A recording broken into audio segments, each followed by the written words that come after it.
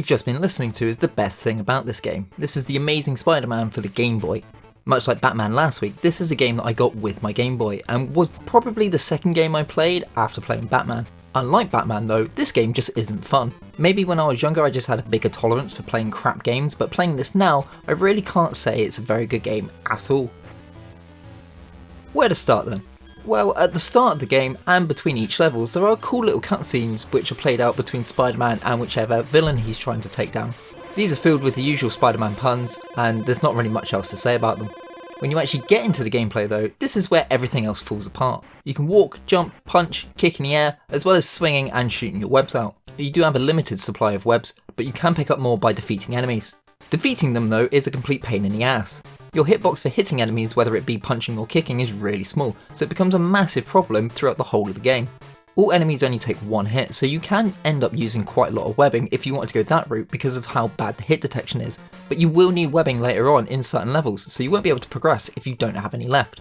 However, on the flip side of that, you actually getting hit is super simple. Get relatively anywhere near any of the enemies and you will start taking damage. There's barely any invincibility frames either, so you can pretty much just lose a whole chunk of health or a whole life in a couple of seconds. This is especially true when you face some of the bosses. The patterns aren't particularly hard, but the fact is that if you mess up just even the slightest amount, you can easily die there on the spot. The game does give you a lot of continues, and you do pick up exactly where you left off, although that's incredibly frustrating if you ended up killing a boss and died at the same time.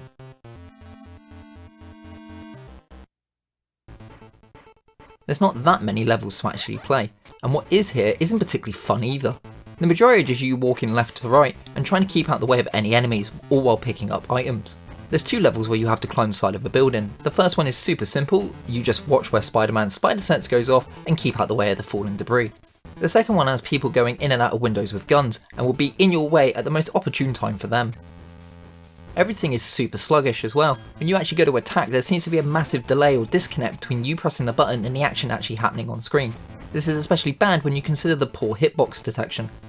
There's other little nitpicks as well, where you have to try and jump high over an obstacle, and the only way to do this is to walk for a few seconds to be able to build up and jump high enough. It makes no sense, why can't you just hold the jump button for longer and jump higher? This is also one of those games that has an annoying chime beep when you're low on health. It's completely unnecessary, there's already a health bar, I don't need a noise playing every 2 seconds telling me that I'm about to die just because there's no health pickups to get. Like I said at the start, the best thing about this is the fact that they use a remix version of the original cartoon's theme tune. But other than that, this is definitely one of those games where I'd say, unless you're a massive Spider-Man fan and you just want to add it to the collection, steer well clear of this one. Anyways, I've been Tom from VPG Gaming, thanks for watching, have a great gaming day.